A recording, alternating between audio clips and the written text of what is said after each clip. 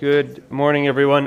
One thing I would like to add to Chris's presentation was that whole project was a Timber Framers Guild community building project, and so one of the beauties of Square Rule is allowing us to be able to bring so many people together and teach so many people the craft of timber framing in such a short time, and be able to produce such a remarkably large building in a short amount of time. So that's something to think about also in terms of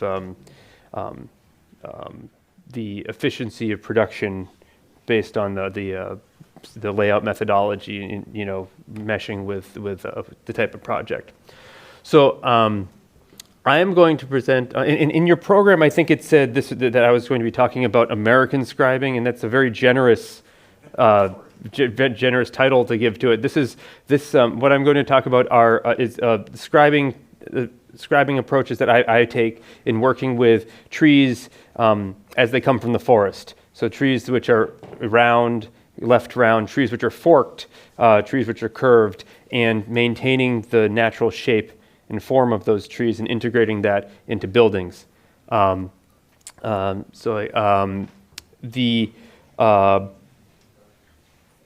go to the next slide here. I was trying to think of how other people would present the other presenters what they'd be doing. I thought they'd have some nice slides with words on them, so I thought I should come up with one too. So it forced me to think about some of the principles that I use in my particular type of scribing that I like to use. And so some of these principles are that all scribing methods are based on transferring the shape of adjoining timbers onto one another. You'll see in the presentation a lot of this is integrating a lot of different approaches to scribing or Square Rule or other layout methods into the same project. And so I'm trying to make it think about the common features that run between them all.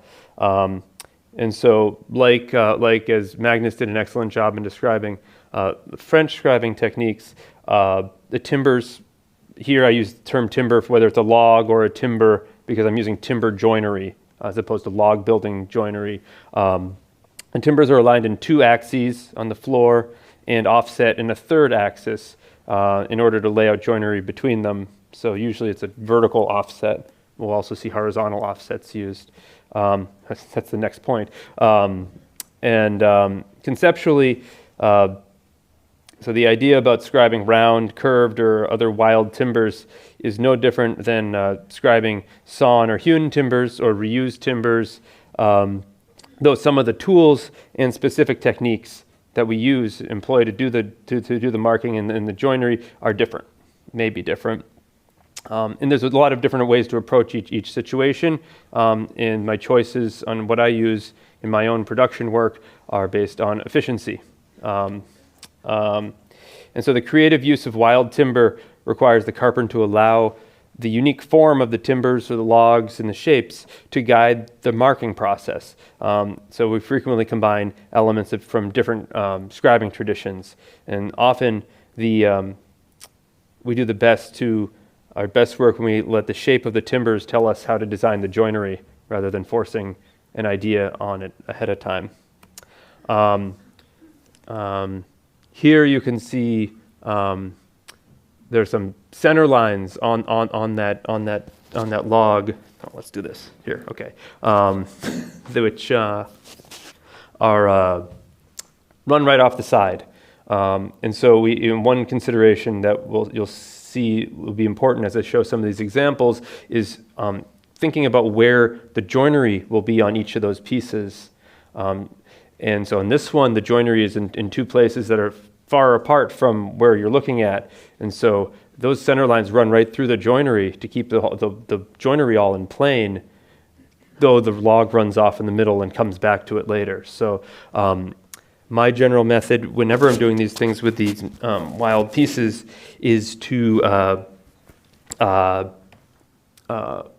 lay them in a scribe assembly first and put the center lines on them after. because then the piece will tell us how it wants to best fit in your assembly, and then you use this, put the scribe lines, the center lines on it, so you can align it in a secondary assembly or something after. Some of the tools we use are, in addition to typical carpentry and timber framing tools, some specialized tools we use are bubble scribes.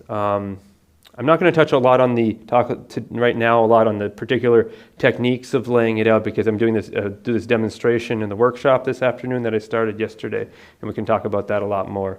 Bubble scribes, which I'll talk a little bit more about. We need a lot of lifting and positioning equipment, and this is also one thing about square rule, which is very important, is you don't need a lot you need very little labor to be able to move. Pieces move very little as you're working them, so it doesn't require a lot of hands to do it, which was very well suited to life in early life in the United States, because there weren't a lot of people to move things around. So labor was in a short supply. So a layout system which minimized the amount of labor required to execute it was very part of the reason why square rule developed. But for lifting and positioning equipment, having overhead hoists and cranes makes life a lot easier and safer, particularly in this work. Cribbing timbers, to be able to stack things up you'll see pictures of all these things, to really set things up very well and flexibly is good. Cleats, wedges, shims, other mechanical devices to hold things in place and make fine adjustments important. Laser levels, I use a lot of lasers in my work, both because they make the work faster and make it easier, especially for working alone. Because a lot of this work is very slow. It's very in detailed oriented. A lot of times I'm working by myself to do it, and so the lasers are a great help. And then chainsaws. Chainsaws, prepared in different with the chains and bars in different configurations for different sorts of cuts. These are some pictures of the bubble scribes I use, which are they evolved from the traditional scribes that log builders would use here in Scandinavia and in Russia and whatnot to scribe log buildings with the lateral logs.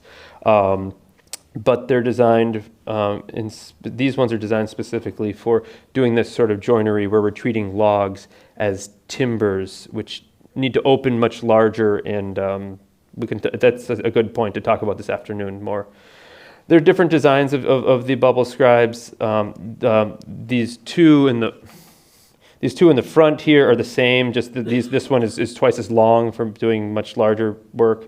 This one in the back is different. These two will both can be made to be automatically leveling, self-leveling, so they're very easy to adjust. These ones here are, I took some commercially made scribes, added different parts to them, and made, and put a lot of, I call them a Franken scribe. There are a lot of different parts put together to do very specific purposes, to very specific process for particular joints. Here's a few pictures of me in using some scribes for some particular situations. Just like in French scribe, particularly in a situation like this where it's the inside of a brace corner, that acute angle and inside corner, it's very difficult to do. It's much harder to do because it's difficult to see in there. And with the scribes, as a tool, a mechanical tool in that space, it's even more an issue because you have to have space for this tool to fit through, as opposed to just a plumb line. So that's a consideration in how we configure our scribe layups to enable access for the tools. Here's another couple of pictures of different sorts of scribes. This one on the you see now has the bullseye level, the round level, like the pair I'll be using in the demonstration this afternoon. This one here is a cross level, so it uses two separate spirit files to orient it. And this is my preferred type of level. And here you can see it. where we're scribing horizontally, that's not what I want to do. Here you can see this is a vertical scribe, as you'd be familiar with from scribing with a plumb bob in French Scribe or English Scribe or however.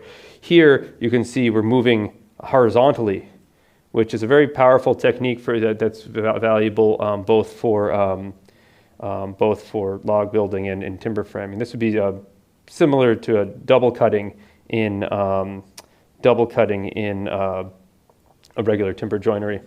We often have to. Sometimes sometimes the most efficient way to do it or accurate way to do it, do a particular joint is an awkward position. Here we have this. I think it's a plate.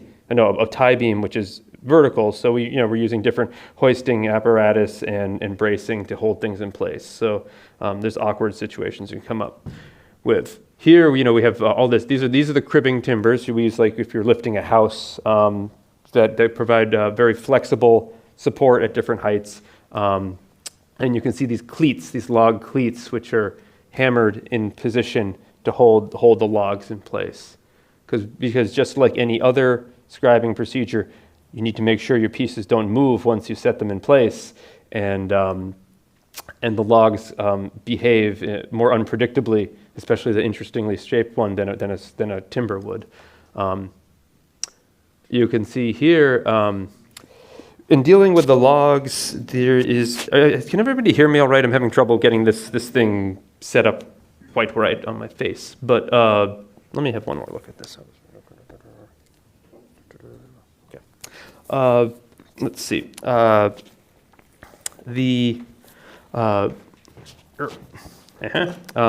should put it like this, and then we just turn it like that. Okay.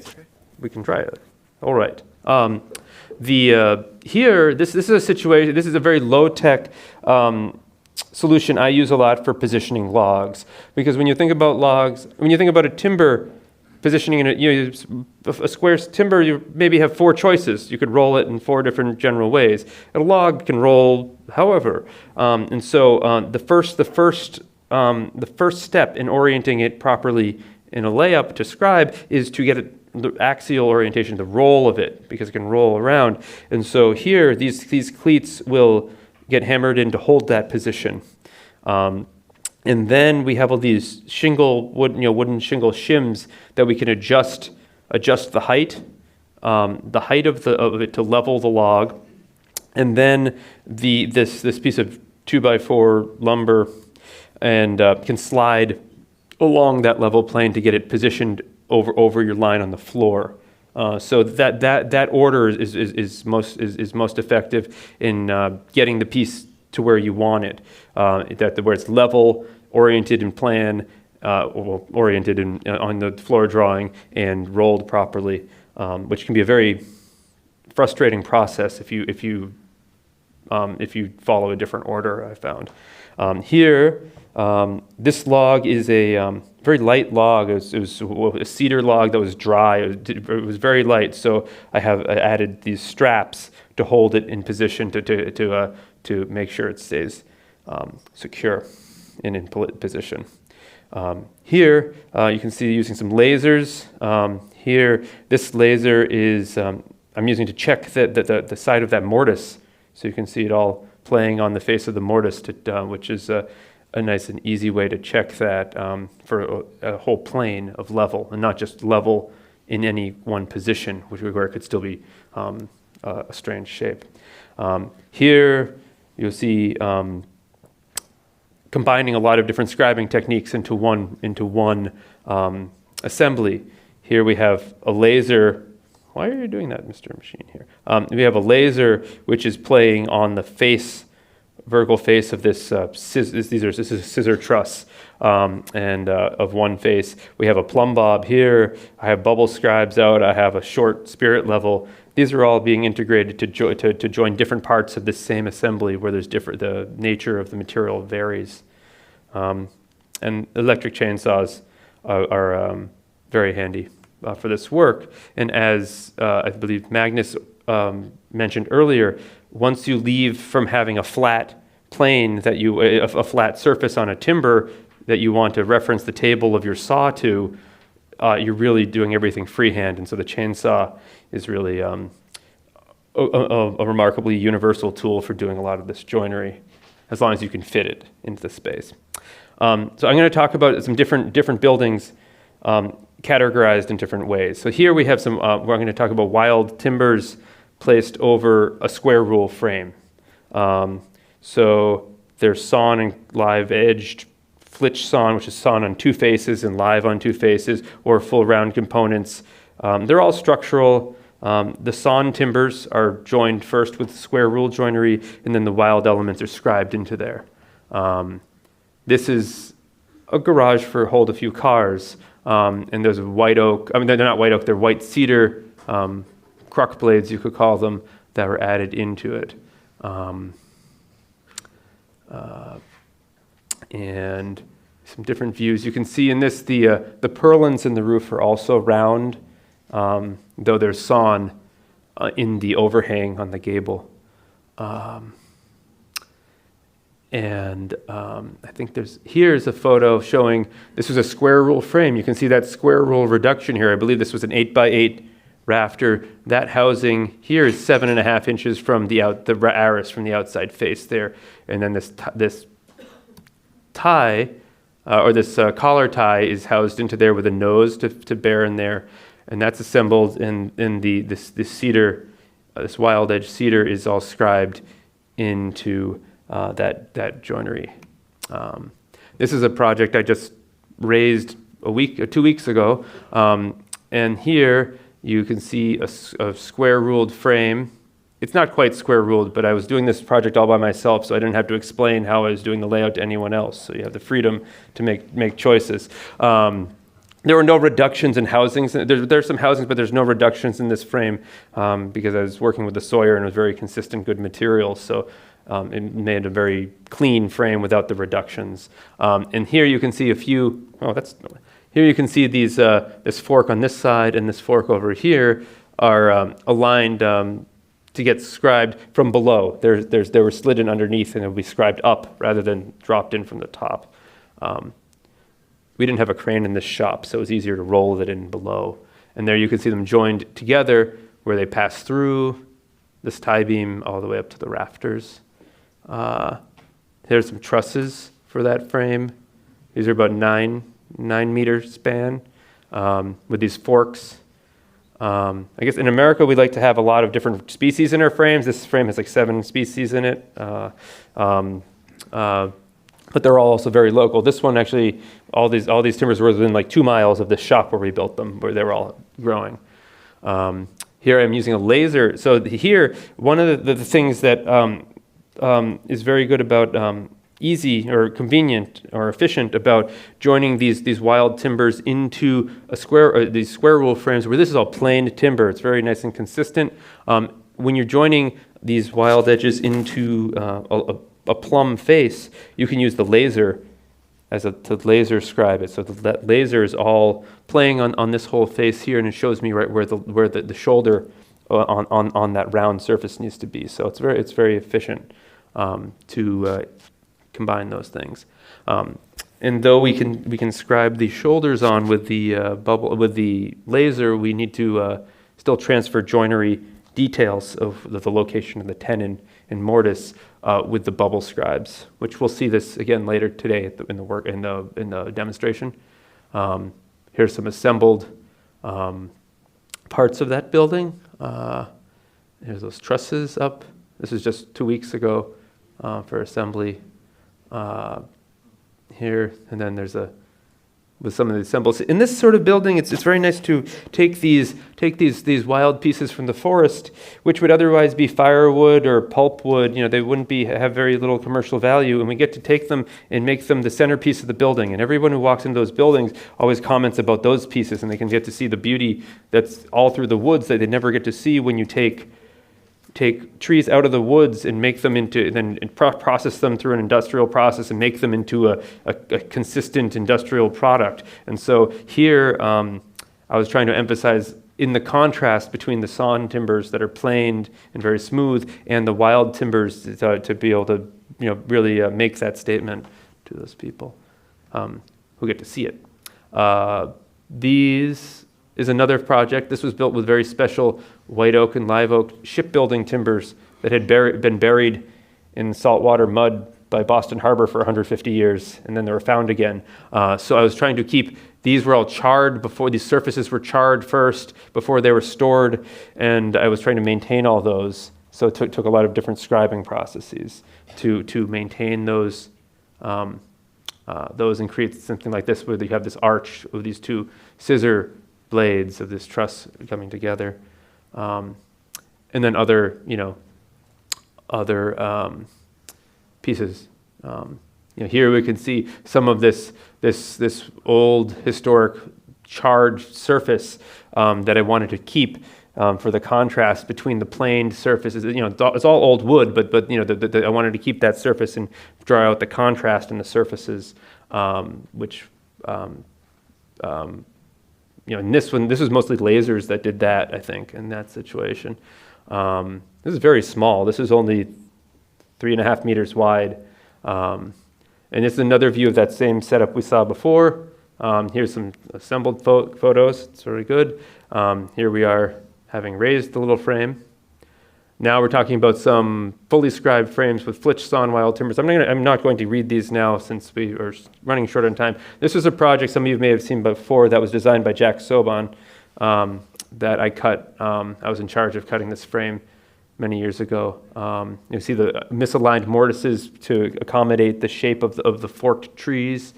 The Scribe layups look fairly complex because of the shape of the things. We used a lot of this was largely scribed with a plumb bob. Here we have a branch. These were from two different trees, but we're trying to make them to look like it was the natural branch shape. And some interior photos of that project. This was for an arboretum where they grow, it's a garden for trees, and it has all the species of trees that grow there. So there's 22 species of trees in this project. Now building with trees with full round logs. This is a long porch. They wanted to paint it, so they did. This is all cedar logs. I love building with cedar logs. They have a lot of character, all the lumps and furrows and such. So the different situations where we can scribe all the forms together. This is a shower meant to be outside with black locust logs. Is that the Robinia? That's the genus. And western red cedar panels. It's very small again. It's only like 6 by 9 feet. We lift the whole thing and put it on a trailer with a crane. So there's a lot of contrast here. This is a soap dish for your soap while you're taking a shower. It was a branch that I was able to cut off and do that. And you can see there's grooves here that all the boards had to be scribed into to fit very carefully. The roof rafters were all joined up. This is over lines on the ground to sort of to attach them all together, to scribe them all as a single assembly so that the shape of the roof was consistent. You can see here there's some similarity as you'd see in traditional log building, which I've done a little bit of, but you can see, so a lot of these techniques evolved from traditional, informed by traditional log building practices. This is a shelter on the Appalachian Trail in Maine. So now I have some monumental buildings, huge buildings, that have their own process that is much more demanding, bigger, heavier pieces of wood, and much more complex assemblies. This is maybe 25 meters wide. It's very large, this structure. And it takes a lot of interesting situations to set up things, large logs, doing interesting things. This joint here, where we have two trusses supported by this log, it took me about a week, maybe about 40 hours to do all that joinery together to make it look that way, which is a lot. These are some joints. Sometimes joints are made up specifically for the application, like this one, where it's looks like this and joins logs together very tight.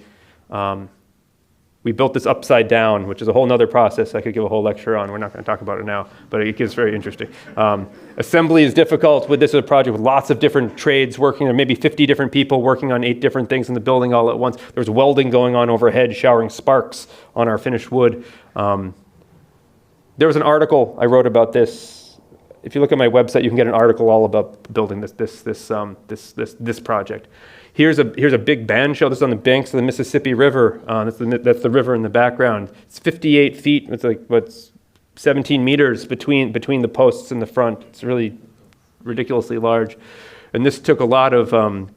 That's where this photo is from. It's a lot of scribing of very large, heavy white oak logs, thousands of pounds each. And you can see some of the layout process you'll see this afternoon in the demonstration, joining the logs together, and you have very tight scribes in the end, which is very satisfying after going through all that work to get a good fit. That's a foot rule, so it's about 300 millimeters there. Very interesting shapes that come out when you scribe things together.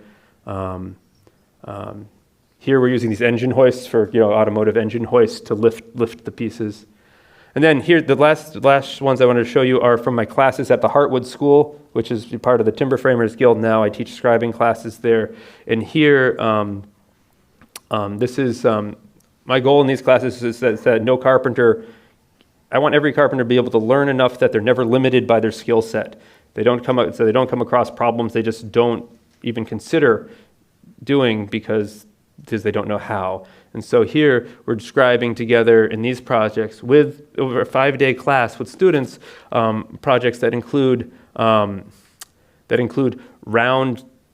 logs, flitch sawn pieces, which are just sawn on 2 faces, hewn timber, sawn timber, forked pieces, riven, split braces and such. Like that's a split brace in there, along with hewn plates, sawn rafters, round posts, and flitch sawn tie beams. And when people with no scribing experience before come out, learning the fundamentals that are the fundamental universal principles that underlie all scribing techniques, and how to listen and how to read and understand the individual marking situation, individual joinery situations, and pick appropriate ways to mark those situations. Because there's we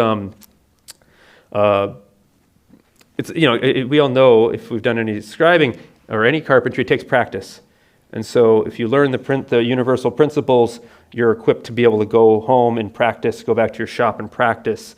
But without understanding those principles, you can't practice. So there's a class from 2 years ago. So that's what I wanted to show you today.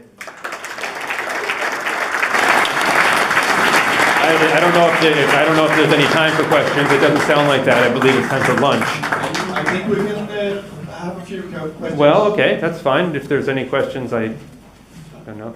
Yes. Is it hard to leave a price on these constructions?